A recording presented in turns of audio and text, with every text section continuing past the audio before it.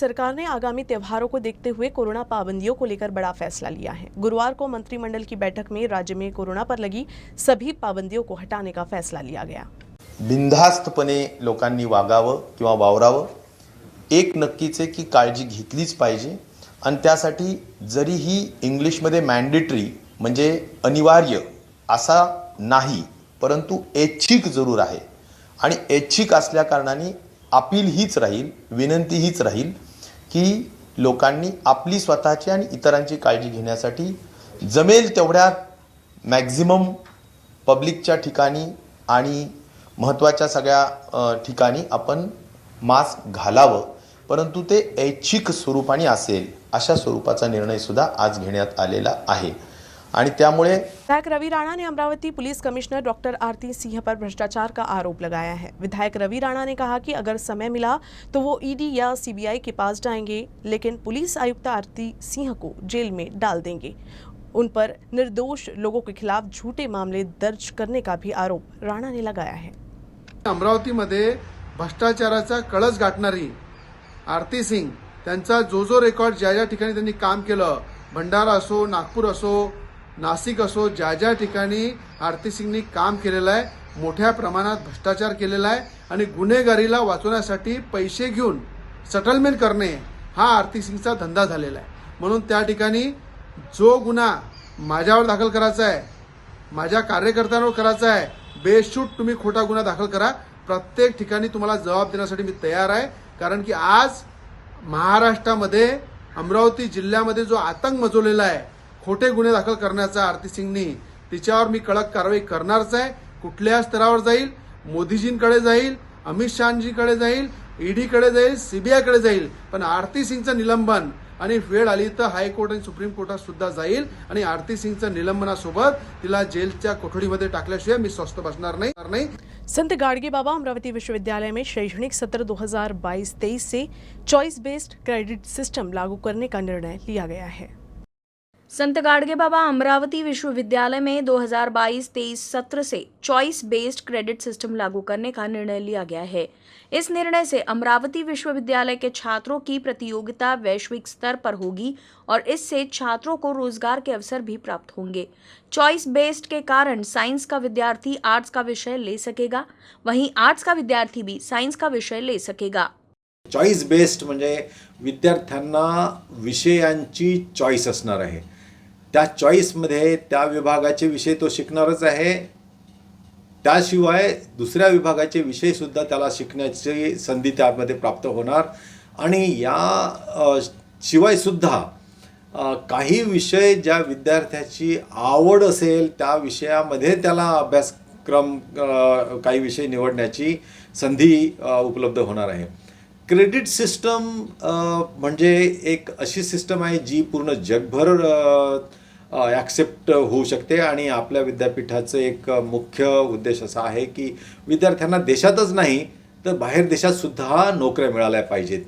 अनेक देशामध्ये, जापानमध्ये, युरोपियन कंट्रीजमध्ये विद्यार्थी आपले उपयुक्त आहेत आणि त्यांना तिथे जॉब जर मिळायचा असेल तर क्रेडिट सिस्टम आपण अंमलात आणली पाहिजे। मागच्या 10 वर्षापासून आपण हा प्रयत्न करत होतो, पण आता मात्र निश्चय केलेला आहे आणि येत्या 2 महिन्यामध्ये आमची टीम काम करून अकॅडमिक इयर 22-23 म्हणजे येत्या शैक्षणिक वर्षात आपण हे लागू करणार आहे।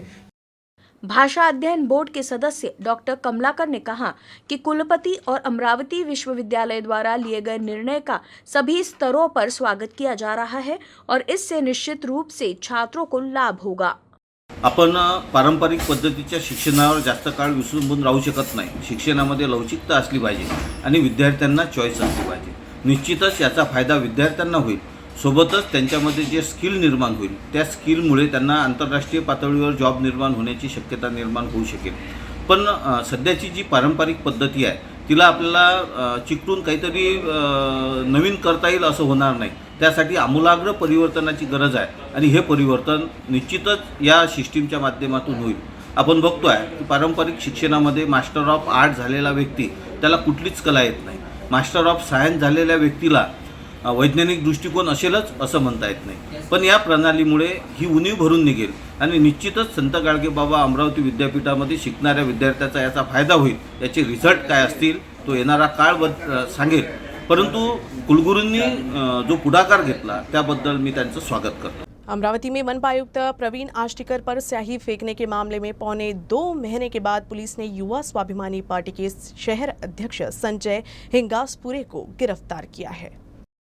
अमरावती के मनपा आयुक्त प्रवीण आष्टीकर पर सरेआम स्याही फेंकने के मामले में अमरावती पुलिस ने बड़ी कार्रवाई की है. पुलिस ने युवा स्वाभिमानी पार्टी के शहर अध्यक्ष संजय हिंगासपुरे को हिरासत में लिया है. अमरावती शहर में अनधिकृत तरीके से शिवाजी महाराज का पुतला स्थापित करने के मामले में मनपा प्रशासन द्वारा की गई कार्रवाई के बाद नाराजगी जताते हुए मनपा आयुक्त पर 9 फरवरी को स्याही फेंकी गई थी. इस मामले में विधायक रवि राणा व 11 अन्य लोगों पर मामला दर्ज किया गया था, जिसके बाद अमरावती में सियासी माहौल गर्मा गया था और आरोप लगा था कि पुलिस सरकार के दबाव में आकर रवि राणा पर मामला दर्ज की है. हालांकि बाद में जमानत भी मिल गई थी, लेकिन अब करीब 1.25 महीने के बाद युवा स्वाभिमानी पार्टी के शहर अध्यक्ष संजय हिंगासपुरे को गिरफ्तार किया गया है, जिससे एक बार फिर से ये मुद्दा चर्चा में आ गया है.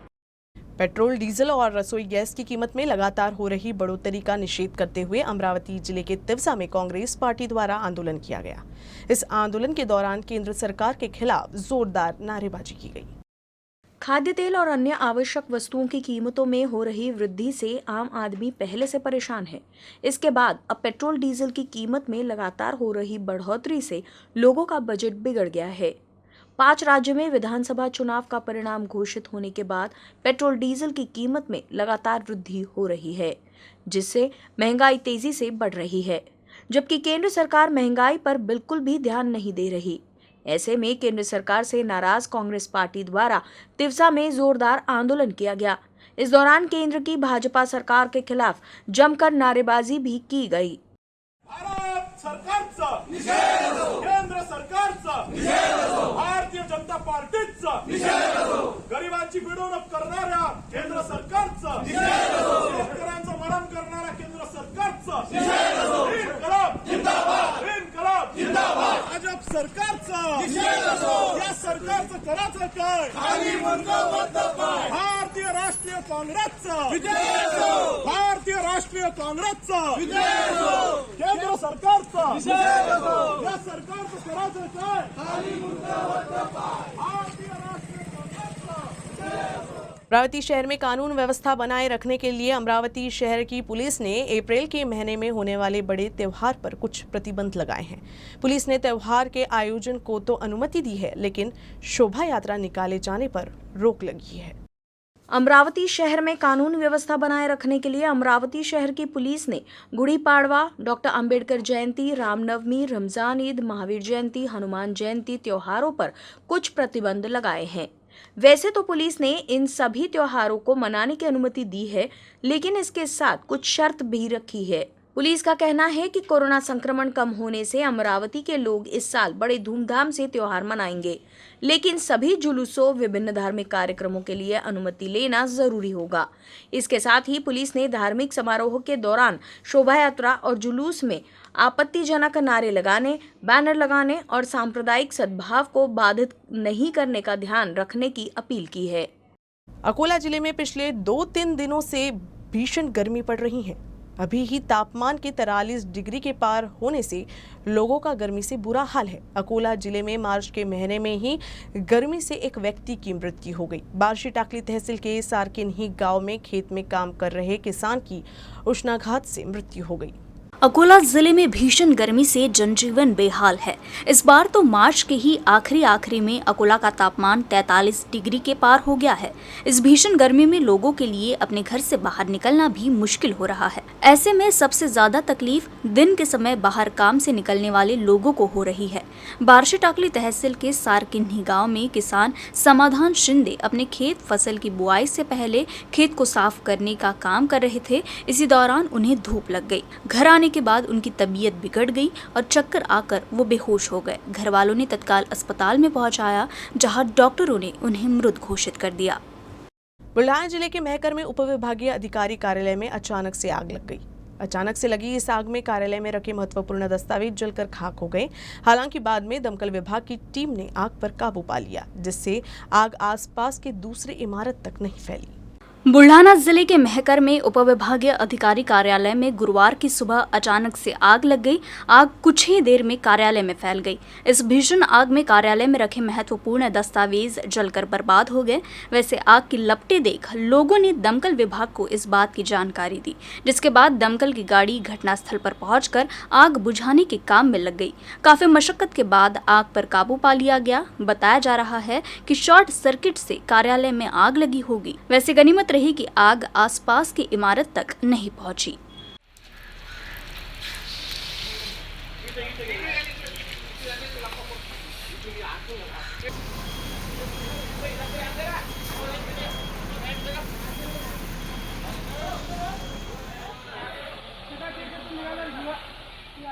अधिकारी ने 10 से अधिक कर्मचारियों वाले कार्यालयों में शिकायत निवारण समिति का गठन अनिवार्य किया है। अगर समिति का गठन नहीं किया गया तो कार्यालय का लाइसेंस रद्द किया जाएगा। कार्यालयों में महिलाओं के शोषण पर अंकुश लगाने के लिए जिला प्रशासन ने ये निर्णय लिया है। बुल्ढाना जिलाधिकारी कार्यालय और जिला महिला व बाल विकास अधिकारी कार्यालय के संयुक्त तत्वावधान में कार्यस्थल पर महिलाओं के साथ होने वाले शोषण और छेड़खानी की घटना को रोकने के लिए एक कार्यशाला का आयोजन किया गया। बुल्ढाना के जिलाधिकारी एस रामामूर्ति ने इस कार्यशाला का उद्घाटन किया। इस दौरान नारी शक्ति पुरस्कार प्राप्त वनिता बोराडे, महिला व बाल विकास अधिकारी अशोक मारवाड़ी, प्राध्यापक अनुजा सावले, विष्णु आवभाले मुख्य रूप से उपस्थित थे। इस दौरान सभी सरकारी कार्यालय और अन्य क्षेत्र में एंटरप्राइजेस, सहकारी संस्था, क्रीड़ा संकुल, प्रेक्षागृह, मॉल्स, एनजीओ, ट्रस्ट, अस्पताल, खेल संस्था, वाणिज्य, शैक्षणिक, औद्योगिक कार्यालय में महिला कर्मचारियों के लिए शिकायत निवारण समिति का गठन अनिवार्य किया गया है। कार्यस्थल में यौन उत्पीड़न से महिलाओं की सुरक्षा अधिनियम के तहत शिकायत समिति का गठन नहीं करने पर उस कार्यालय पर 50,000 रुपए तक का जुर्माना भी लगाया जाएगा। अकोला शहर के प्रभाग क्रमांक 8 के कई इलाकों में जलापूर्ति की व्यवस्था नहीं होने से परेशान महिलाओं ने घाघर मोर्चा निकाला। अकोला में अमृत अभियान अंतर्गत जलापूर्ति के लिए पूरे शहर में पाइपलाइन डालने का काम पूरा किए जाने का दावा मनपा प्रशासन करती है, लेकिन सच्चाई ये है कि शहर के कई इलाके में अभी भी जलापूर्ति नहीं हो रही। अकोला प्रभाग क्रमांक 8 के नागेवाड़ी, लहरिया नगर, वाकापुर और आरपीटीएस परिसर में जलापूर्ति नहीं होने से वहां के स्थानीय नागरिकों को काफी परेशानी हो रही है। परेशान नागरिकों ने मनपा के खिलाफ अपनी नाराजगी जताते हुए मनपा कार्यालय पर घाघर मोर्चा निकाला। इस दौरान महिलाओं ने प्रशासन से जलापूर्ति की मांग की।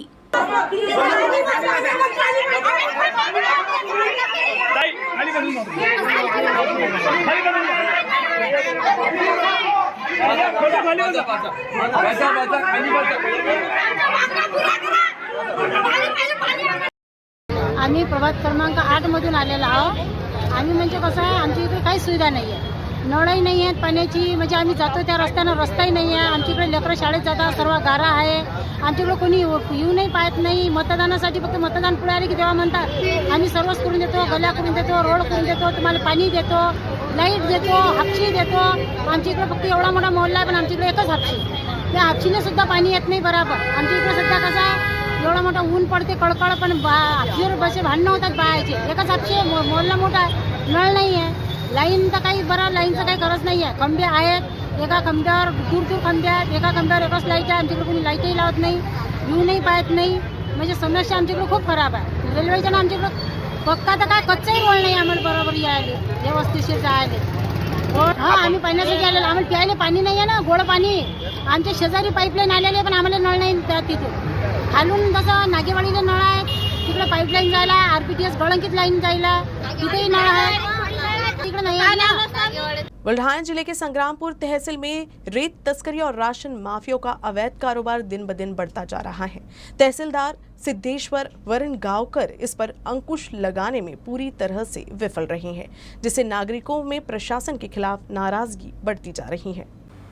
नागरिकों ने बार बार शिकायत करने के बावजूद भी संग्रामपुर तहसील के पातुरडा में तलाठी के काम पर नियमित रूप से नहीं आने के बारे में ग्रामीणों ने कई बार तहसीलदार से शिकायत की थी, लेकिन तहसीलदार ने कोई भी एक्शन नहीं लिया। जबकि ऐसे ही आसपास में हो रहे तस्करी के बारे में भी शिकायत करने पर भी प्रशासन ने कार्रवाई नहीं की।